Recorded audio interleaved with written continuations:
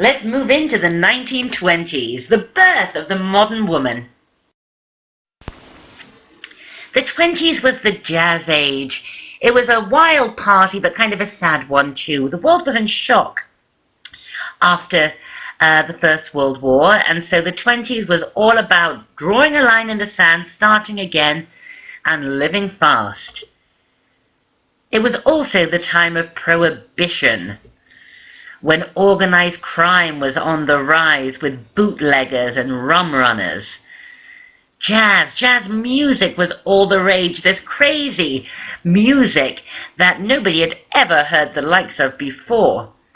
It was the time of the Great Gatsby, of course, and women won the right to vote. And they certainly dressed as if they had earned that right to vote. Fashion was so exciting and new and different.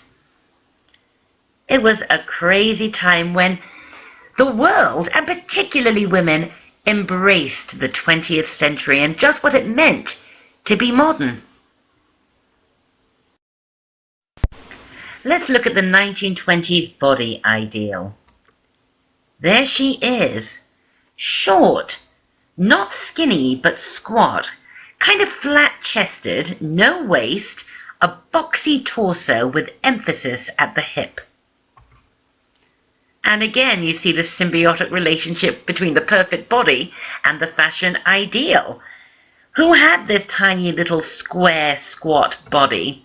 She did. She's called Clara Bow, and she was a big silent movie star of the 1920s, and she really has that ideal little square body. This was the ideal in the 20s. You may have heard that, or believe for some reason that skinny was the ideal 20s body. It wasn't. Flat-chested was the ideal, but not skinny. There we go. Bust 34 inches, waist 26.5 inches, hips 37 inches, blah, blah, blah. You can see it's kind of like a small, not exactly chubby, but sort of nicely built little lady, like Miss Washington here. And just to prove it, men wouldn't look at me when I was skinny, but since I gained 10 pounds this new easy way, I have all the dates I want. So I hope that's dispelled the idea that the ideal body in the 20s was some sort of tall, skinny, gangling girl. It wasn't at all. It was this very unusual, squat, square little shape. The 1920s beauty ideal was also perhaps a little bit different in reality to what you may imagine it to have been, based on contemporary magazine editorials that, channel the 1920s. The cosmetic industry took off in the 20s and makes the beauty ideals in this decade and all subsequent decades achievable. So let's start with our fresh-faced friend again. First of all, she would have to make her skin quite a bit paler with powder. And then, oddly, these very short, quite thin, and down-sloping eyebrows, completely different to our contemporary eyebrow aesthetic, which is all about having a tall, high arch. No, everything was sloping downwards on the 20s face. Very dark eye makeup, again sloping downwards to give you the effect that you were tired and you'd been out all night partying. Rouge was also sloping down on the face. And then weirdly, these tiny little lips. Fashionable women would put lipstick only on the front part of their lips, and it was called the bee sting or bee stung lip, like your lips had been stung by a bee at the front and had swollen up. And it's when we put a 1920s bobbed hairdo on this face that you really see this was the 20s aesthetic.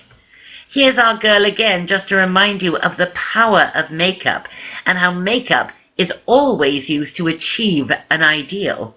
And then Look how close what we created is to the look of the 20s. Look how downward her eyebrows are. Look how tiny her mouth is. And here again, oh my goodness, those eyebrows sloping down so far. And here, this is a cosmetic ad. Brings out your eyes, there we go. But you can see that slopey look. Very odd. I really think it was to kind of evoke this sort of fatigue. You had been out dancing with Charleston and drinking champagne all night, and it was all just so terribly boring. And here is the 20s makeup aesthetic and beauty aesthetic reproduced in contemporary editorials like here, which I love. The green fingernails have a meaning, but you will have to take cultural connections to fashion with me to find out why green nails were used in this particular fashion layout. And here is another, and here is another. This is extraordinary, isn't it? And another. And look at the lips in this last image I've shown you. This is very, very close to what the 20s lip was actually like. And this is the era when women took the plunge and cut off their hair. This is silent movie star Mary Pickford, who was famous in the previous decade for her beautiful long ringlets, and even she, famously, for publicity as much as anything else, bobbed her hair. Here are some more images of girls in the 20s with bobbed hair. Actually, this last girl here with the bobbed hair on the left, that's sort of the hairdo I have at the moment. But again, note how her makeup and her eyebrows evoke this downward slope.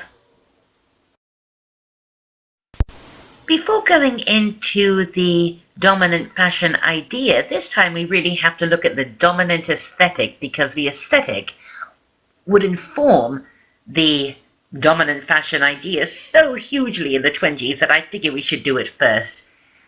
It is called Art Deco, and I am sure you have heard this expression before. Art Deco, it means art décoratif, shortened. Art Deco, and it was about geometry. It was the absolute opposite to Art Nouveau, which was all about organic shapes and sinuous, curvilineous lines, wasn't it? No, forget all that. Art Deco hated that. It was about geometry. It was about straight lines. It was about industry. It was about modernity. And it informed everything, like architecture. Take a look at this. That's not Art Nouveau, is it? It's all about geometry, straight lines. So stylish and stylized.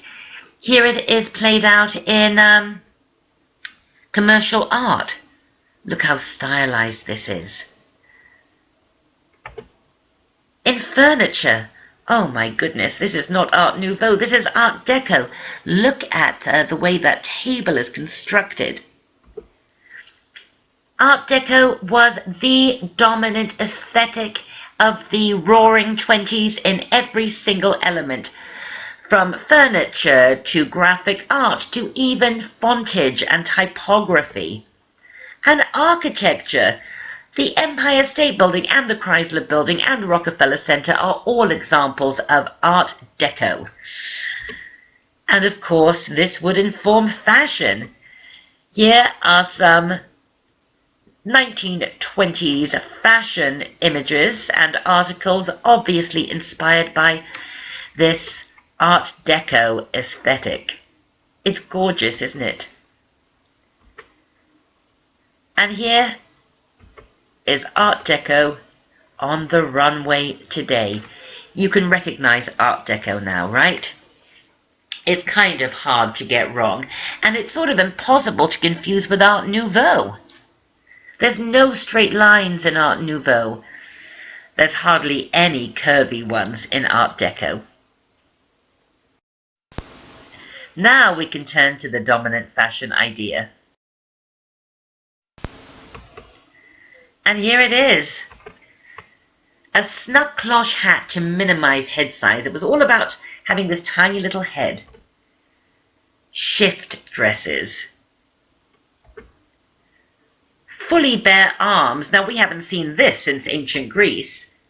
A drop waist. This kind of shift dress with a very low waistline, it's really on the hips, is called a drop waist.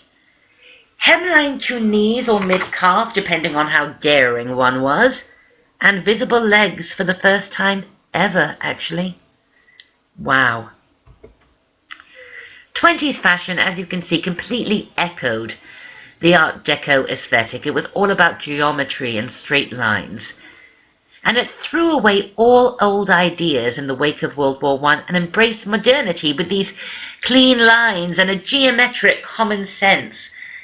Female fashion also spoke directly to the new woman, a woman who could vote, work, party, and enjoy life in the 20th century. You can jump in and out of a car in a dress like this, can't you? And here is the dominant fashion idea. Some street pictures of real people. And look, each and every one of them is adhering to this aesthetic of the little cloche hat, the drop waist, the bare legs. And here it is on the runway. And I love this last image.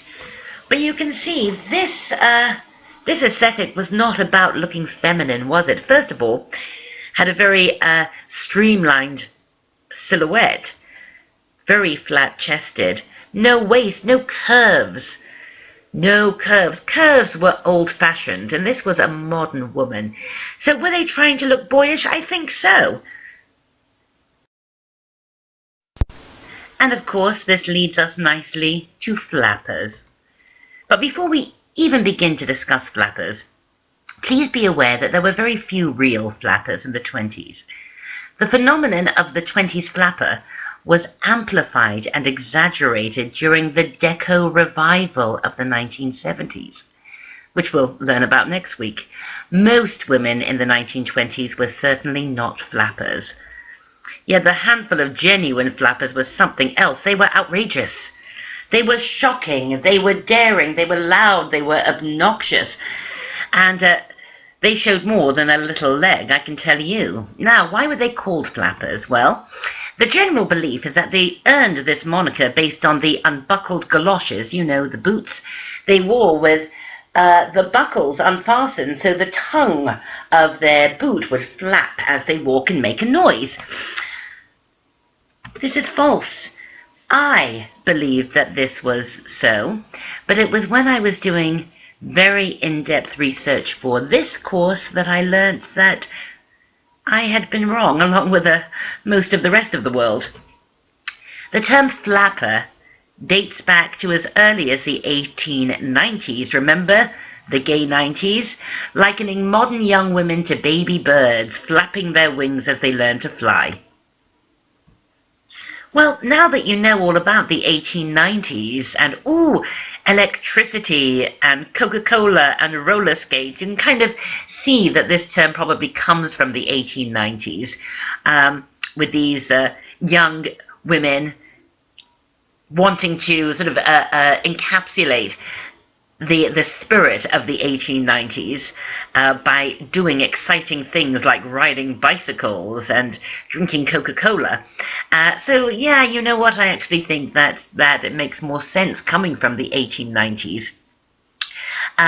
Yet far from roller skating and drinking Coca-Cola in leg and mutton sleeve blouses, flappers of the 20s, true flappers, were sort of out fooling around with guys, snorting cocaine, getting wasted. They were a very different breed. But you know what, even in the 20s people thought the word flapper came from the galoshes, so you know, this is how confusing history gets. But really it was their galoshes and their footwear and their very short skirts that caused sensation. I love this article so much. January 29th, 1922, the New York Times. Great piece of alliteration here. Flappers flaunt fads in footwear. Unbuckled galoshes flop around their legs and winter sports shoes emphasize their feet.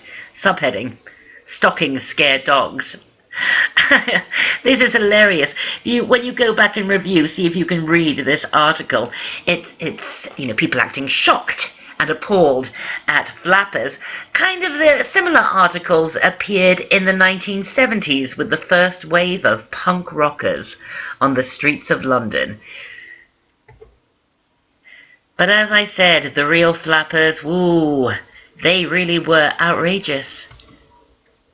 They even did things like smoke in public. It was against the law for women to smoke in public prior to the 1920s.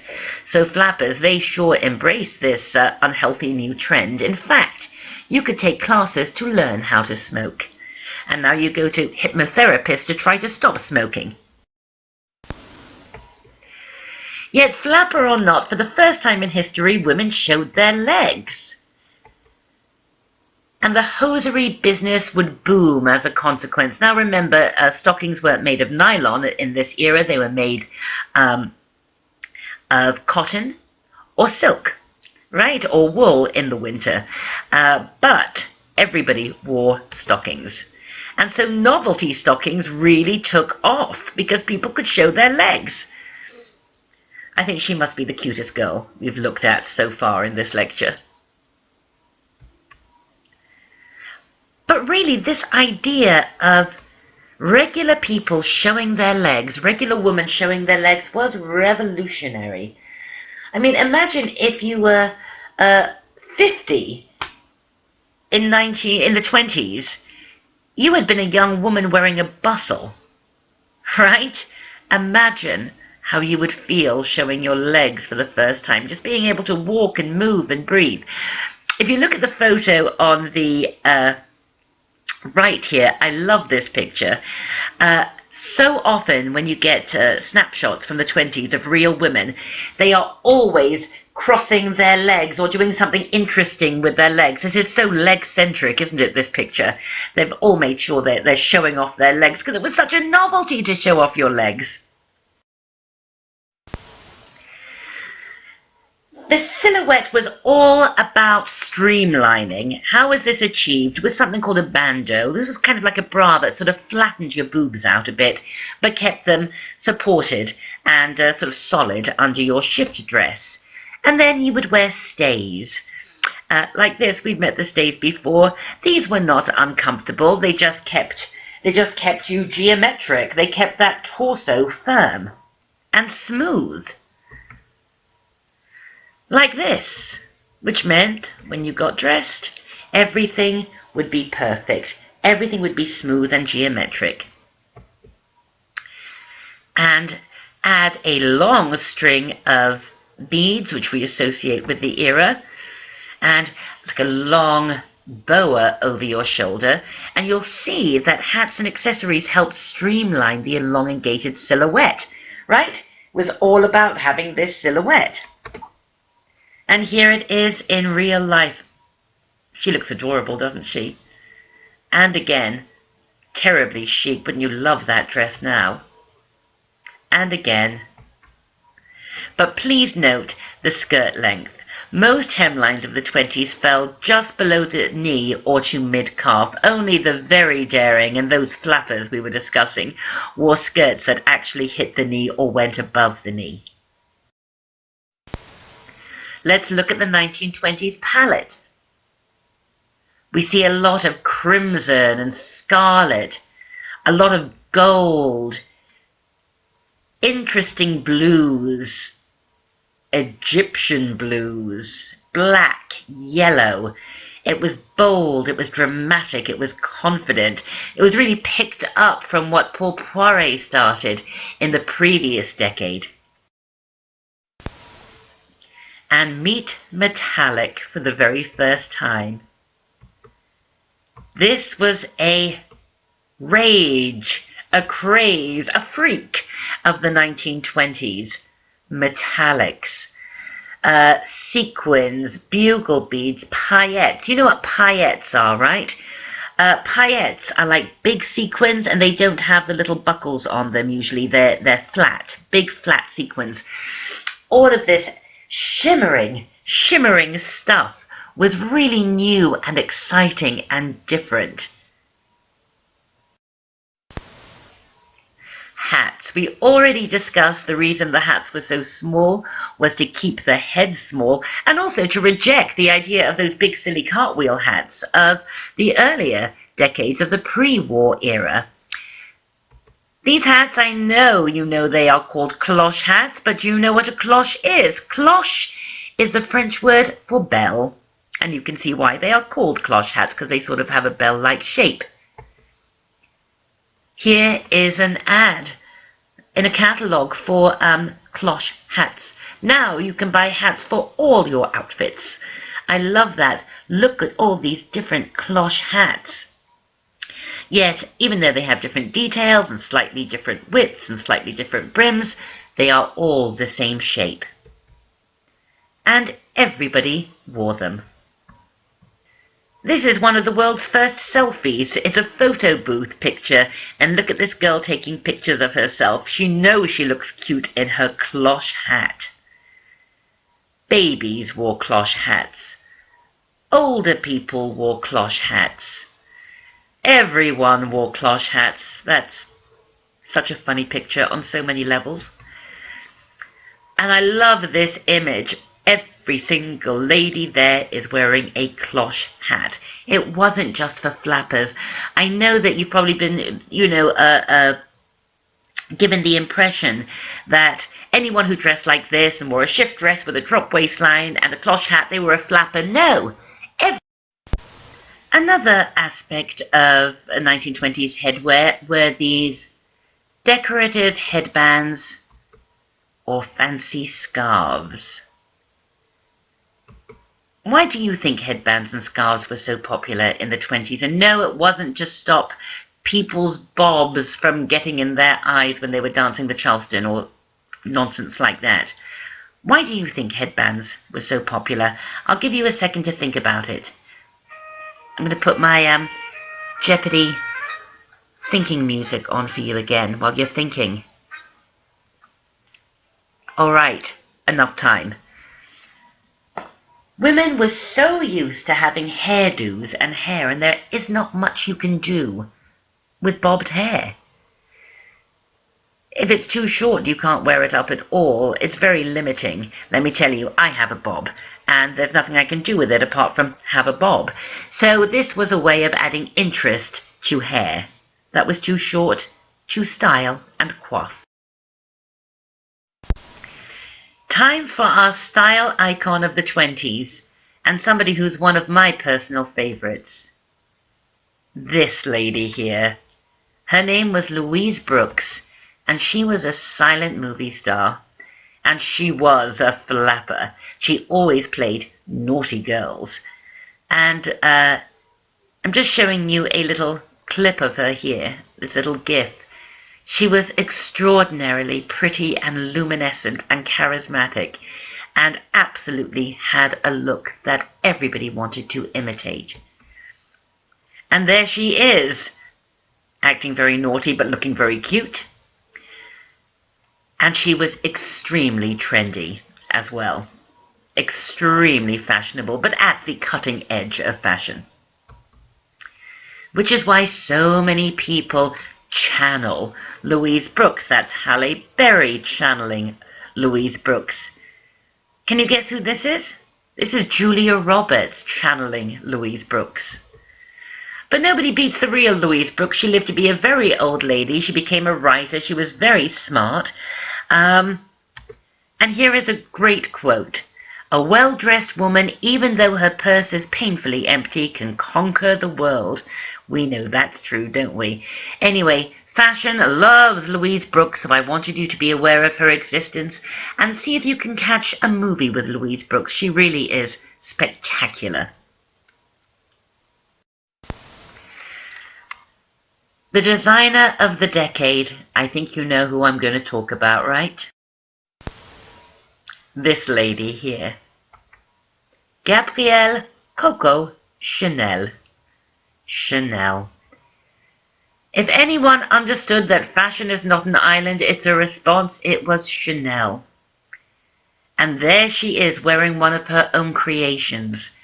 She believed clothing should be comfortable, practical, that women should work in it, travel in it, have adventures in it.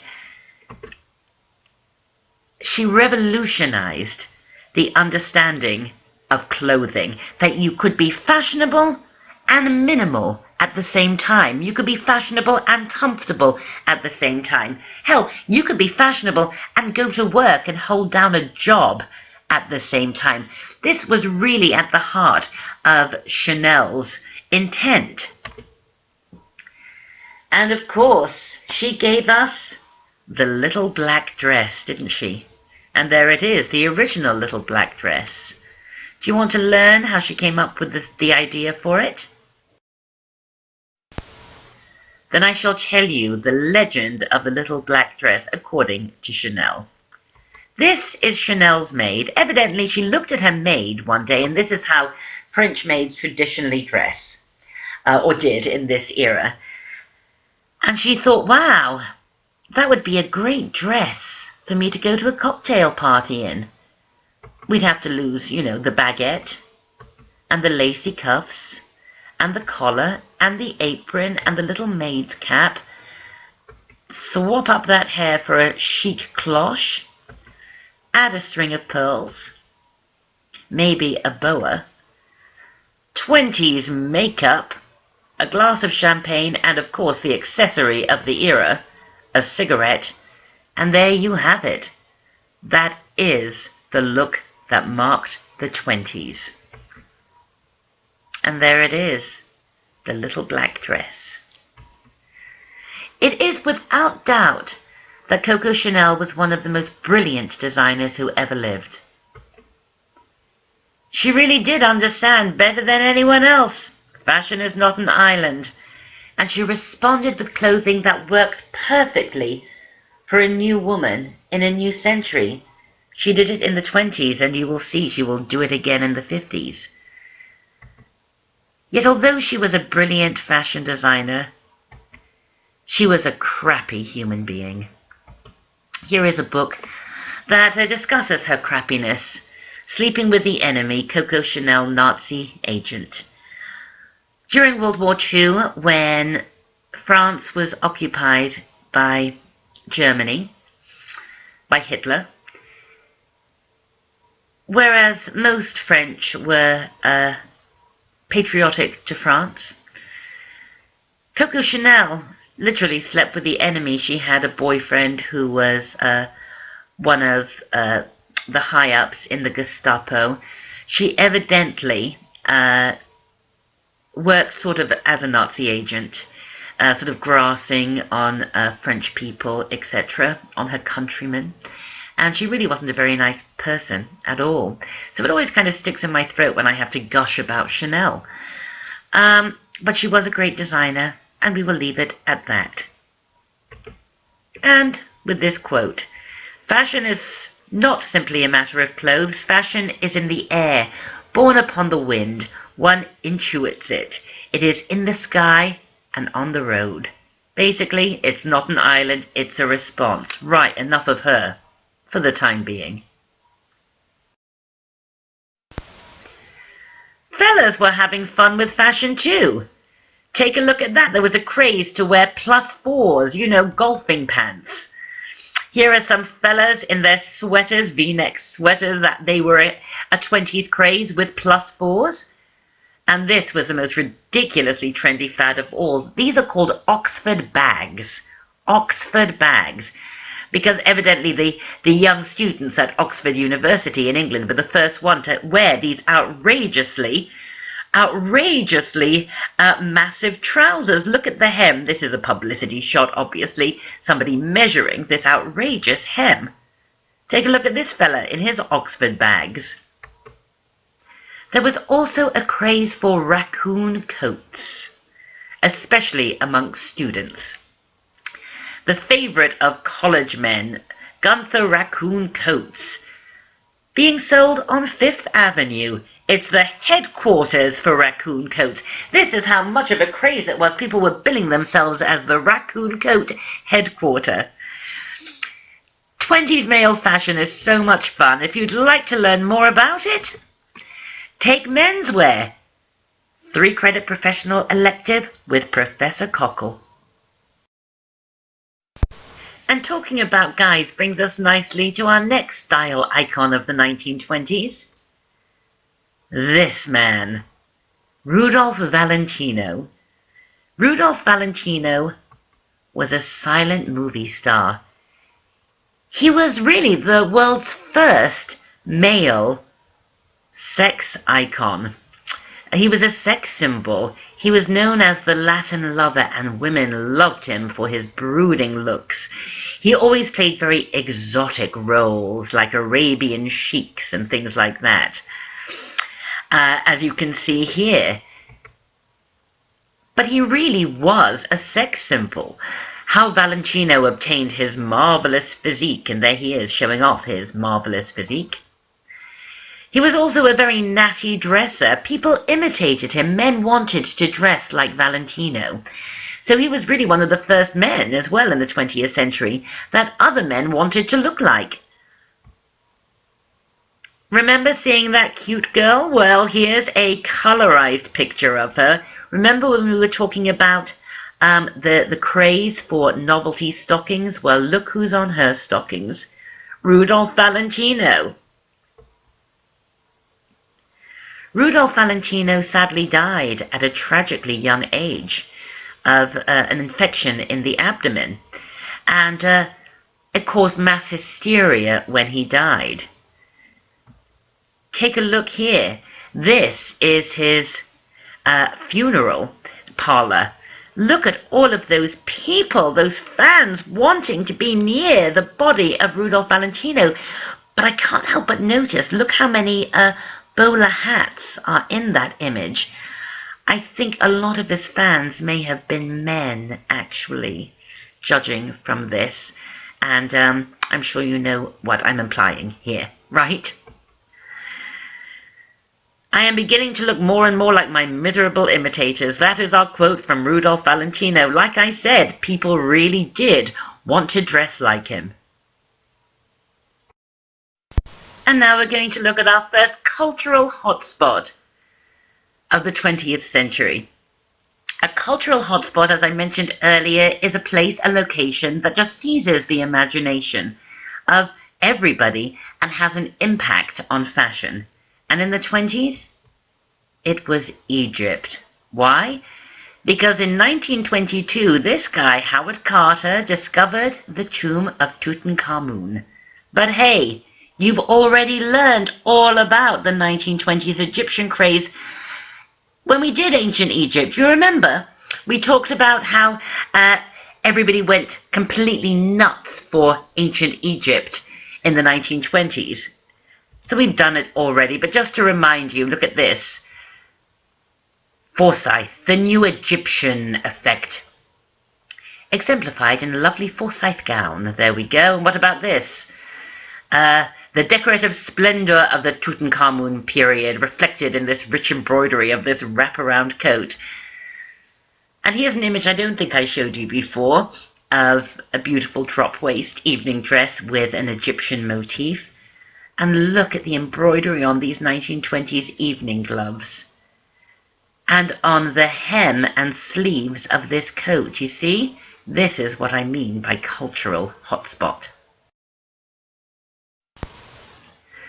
Another style icon of the era that I have to talk to you about is this lady. Do you know who she is? She's called Josephine Baker. And she was a dancer, singer, and an entertainer who came up with the Harlem Renaissance of the 1920s. She was exotic, she was funny, she was charismatic. She often danced bare-breasted, wearing sort of incredible costumes with lots of feathers, etc. She was also very, very smart. Here she is in her famous and iconic banana skirt. This is what I mean about exotic. And what I mean about being smart is that she realized that for her career to go to the heights she wanted it to soar to, she couldn't do it in America. Why? Think about it. In the 1920s, America was still horribly segregated and terribly racist. So Josephine Baker moved to France, which is why the French sort of claim her as their own, Josephine Baker. They claim her as their own, and she became the absolute smash hit of Paris. Working in nightclubs like Maxime's, being on the whole sort of fashionable celebrity circuit. She was the first African-American person, not just woman, to headline in a movie, to star in a movie. It was a French movie, La Sirène des Tropiques, the Siren of the Tropics. She was also an incredible businesswoman. She was one of the first celebrities to franchise and market her name. She had a product that she put her name to called Baker Fix. This is an advertising model for Baker Fix. It was a hair pomade. It was a hair gel, basically. And she earned a lot of money. She endorsed everything from shampoo to cigarettes to cars. She worked hard, but she was business savvy, and she made a lot of money, enough money to buy Chanel. And here is a beautiful picture of Josephine Baker in a Chanel dress. She looks amazing. Unlike Chanel, when World War II broke out and Germany occupied France, instead of being a traitor, Josephine, who was American, she wasn't even French, became a spy for the French resistance. And there she is. She was a soldier of the French Free Army, and she was a spy and was incredibly brave, because to be a spy in occupied France during the war, your punishment, no trial, you were just instantly shot dead. So she was incredibly brave, which is why the French awarded her the Légion d'honneur, the Legion of Honor, which is the highest honor that the French can bestow to a civilian. If that wasn't cool and great and awesome enough, a little later in life, she became part of the American Civil Rights Movement. There she is. She came back to America to fight for civil rights. She also used her wealth to adopt, I don't know how many, 12 children from all over the world, little unwanted children, in orphanages. She went around and adopted them, and she called them her rainbow family. So well before Angelina Jolie started doing this, Josephine Baker was doing this. So it is quite fitting and good and proper that there's actually a place, a little neighborhood in France, in Paris, named in her honor, in the 14th arrondissement. I speak French, so sometimes I accidentally, speak French. Place Josephine Baker, 1906 to 1975. I'll translate it. Music hall artist, sub-lieutenant in the Free French Forces, and philanthropist. No wonder everybody always likes to pay homage to her. This is Diana Ross doing Josephine Baker in the 70s. This is Beyoncé doing Josephine Baker. And fashion loves Josephine Baker and goes back to her iconic look time and time again. So I wanted you to be aware of who she was, and you know what, she is such a cool and inspiring woman. It's always a joy to talk about Josephine Baker. Well, the jazz age might be over, but its spirit lives on, because fashion and fashion editors and fashion photographers and stylists are perpetually in love with it. Here are just a few images that speak to the era that we've just been discussing. It was an era that started with a roar but ended with a crash, quite literally.